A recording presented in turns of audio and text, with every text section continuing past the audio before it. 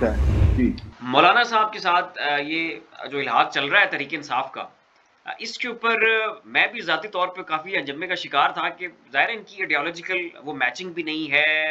यहाँ पे ज़ाहिर है नज़रिया ज़रूरत को देखा जा रहा है और फिर ये है कि मौलाना साहब की रट है कि मेरे साथ धांधली हुई है, मेरी सीटें छीनी गई हैं, एस्टेब्लिशमेंट ने जानबूझकर हमें हराया है, फॉर्म 47 वाला सारा धांधला हमारे साथ भी रचाया गया। तो बुनियादी तौर पे मौलाना साहब जिसके खिलाफ एहतजाज कर रहे हैं वो तो तहरीक इंसाफ है, वो यही क्लेम करते हैं ना कि केपीके में मुझसे सीटें छीनी गई और केपीके में अगर उन्हें उनकी अपनी सीटें वापस चाहिए या उनका ये क्लेम है तो फिर तो उनका एहतजाज डायरेक्ट हो गया तहरीक इंसाफ के खिलाफ। तो ये मामला बड़ा अजीब सा नहीं है कि तहरीक इंसाफ ने मौलाना के साथ हाथ मिला लिया और मौलाना साहब अपनी सीटें तहरीक इंसाफ से क्लेम करते फिर रहे हैं। तो अगर मौलाना को इंसाफ मिला तो फिर तो तहरीक इंसाफ की अपनी सीटें टूटेंगी। तो फिर मौलाना साहब का ये जो एहतजाज है ये इट्सेल्फ तहरीक इंसाफ के खिलाफ है। तो ये और फिर ये एक और बहुत बड़ा सवाल है कि मौलाना साहब को एस्टैब्लिशमेंट की बी टीम भी माना जाता है। मौलाना साहब के बारे में कुछ माहिरीन की राय ये भी है कि ये खुद नून लीग की ही अपनी एक ऐसी इंश्योरेंस पॉलिसी है जो इनको कभी नहीं धोखा देती। तो मेरा नहीं ख्याल कि यहाँ पे तहरीक इंसाफ को मौलाना साहब के साथ इत्तेहाद के लिए जाना चाहिए और वो भी खुद तब जब तहरीक इंसाफ की अपनी इतनी स्ट्रांग होल्ड है, इतना बड़ा वोट बैंक है, सपोर्टर हैं, वर्कर हैं और खुद उनकी अपनी जो पॉपुलैरिटी है पीक के ऊपर है।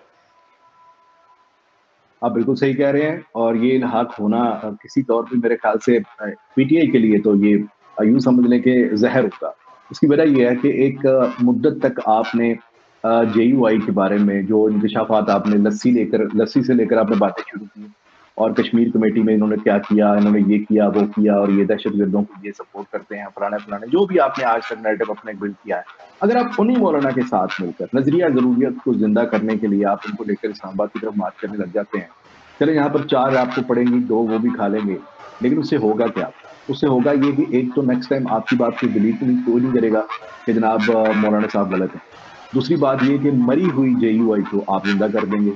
केपीके में अल्लाह ना करे फिर नेक्स्ट टाइम अगर कोई मसला हो जाता है हाँ, पीटीआई गंडापुर को जिस तरह साहब भी से वो भी खासे इनसिक्योर हैं मौलाना साहब को लेके। एग्जैक्टली तो गंडापुर साहब इसीलिए इनसिक्योर है कि एक तो जाहिर है कि उनका वोट वहां का है, वोट बैंक जी। उनका मौलाना का वहां का है जितना भी है थोड़ा बहुत। तो अगर अल्लाह ना करे वहां पर किसी तरह से पीटीआई को डिस्टेबलाइज कर दिया जाता है वहां पर सूबाई लेवल पे भी, तो उसका फायदा मौलाना को होगा और नुकसान पीटीआई को होगा। तो मेरे ख्याल से ये हाथ किसी तौर पर पीटीआई के लिए बेहतर नहीं है बल्कि नुकसान भी हो सकता है। अच्छा जाज़ेबी, अगला मेरा सवाल ये है कि गंदम का बहरान जन्म ले चुका है, प्राइवेट कंपनियों को नवाजा गया। जाहिर है गंदम जब आपके अपने मुल्क के अंदर मौजूद है, आपने बाहर से इंपोर्ट की, गैर मेयारी गंदम इंपोर्ट की, जब कहा गया कि नहीं करनी तब आपने की और जब रोका गया उसके बावजूद आपने नहीं सुना और ऐसी प्राइवेट कंपनीज को आपने ठेके दिए, उनको आपने नवाजने की कोशिश की और इस वक्त जो बहरान है, जैसे किसानों की पकड़ दकड़ का सिलसिला जारी है, हजारों लोगों को पकड़ के जेलों में डाला जा चुका है। आपको क्या लगता है कि गवर्नमेंट के पास इस वक्त ऐसी कौन सी गिदड़ सिंगी है, कौन सा ऐसा नुस्खा है कि जिससे इस बहरान के ऊपर काबू पाया जा सकता है या कि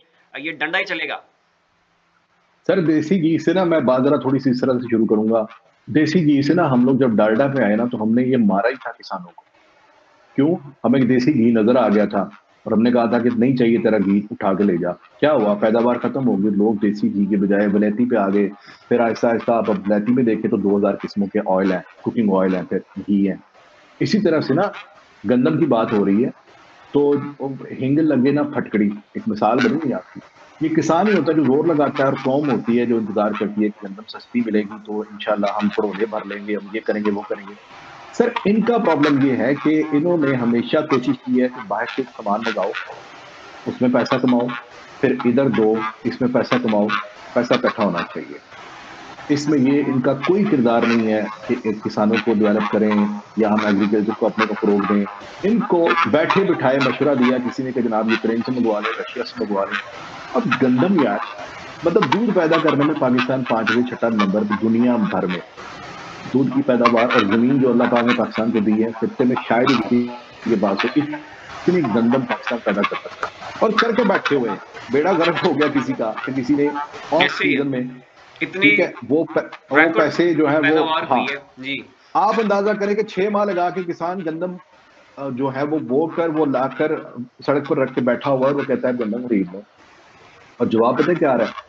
हमारे पास इस बार ना आपके लिए पैसे हैं ना जगह है। आप किसान को ये पैगाम दे रहे हैं जिसका अगला 6 महीने का जो भी सिस्टम है, जो भी उसने नेक्स्ट बोना है, अपनी जमीन काश्त करनी है, वो सारा इस पैसे के ऊपर है जो वो कमाना है उसने। फिर गंदम का रेट आप मुख्तस करते हैं, रेट मुख्तस करने में भी आपकी कंजूसी और लेने के वक्त भी आपकी कंजूसी। अल्टीमेटली होगा क्या कि वो किसान जो मतलब मेरे ख्याल से मैं एक एस्टिमेट देख रहा था, करीब करीब को मेरे ख्याल से कोई 100 बिलियन से ऊपर है, अरब रुपए की बात कर रहा हूं मैं, जो सर इस पूरी गंदम का मुल्क भर में ये नुकसान होगा, ये नुकसान होगा, जो आपको मुनाफा होना था वो नुकसान होगा। अच्छा, ऐसे ही इसकी है। भरपाई करने के लिए, किसान का मुंह बंद करने के लिए उसको बोला गया कि टेंशन ना ले, जो अगला बजट आ रहा है ना इसमें 12 अरब रुपए का रिलीफ मिलेगा। किसान फिर खुश होकर उठ गया कि यार पता नहीं कौन सा रिलीफ आना है मुझे। सोलर का उसे लॉलीपॉप कहते दिया जा हैं, रहा है। उससे कहते हैं सोलर लगवा के पीटर जी। ऑन करेगा ना जो इंजन, वो जो होता है ट्यूबवेल चलाएगा, तो उसके ऊपर तुझे टैक्स नहीं देना पड़ेगा, या 50% टैक्स देना पड़ेगा। ये रिलीफ का लॉलीपॉप जिसका कोई दूर दूर तक किसान को पता ही नहीं है, क्योंकि मुझे नहीं लगता कि ट्यूबवेल चलाने के लिए जो सोलर, बड़ा सा सोलर सर आपको चाहिए। हर किसान, फसल आप लोग नहीं ले रहे उसकी, वो जमीनें बेच के आपसे सोलर लेगा। ऐसे ही यानी है। ऐसा लॉलीपॉप मैं पढ़ रहा था ये गोली 2021 में, देने की आज ही कोशिश के की दिन, जा रही है कि वक्ती तौर पे तो रिलीफ लो ना, फिर इनसे आज सर, देखते हैं। फिर आप रिलीफ को थोड़ा सा एक्सप्लेन भी तो कर दें कि एक आम किसान को ये कहां से रिलीफ लग रहा है आपको। वो तो कहेगा कि यार ये तो मेरा कंसर्न ही नहीं है, सोलर तो मेरा प्रॉब्लम ही नहीं है, बिजली भी मेरा इशू नहीं है, मेरा तो इशू ये है मेरी गंदम रेडी है भाईजान, ले लो प्लीज।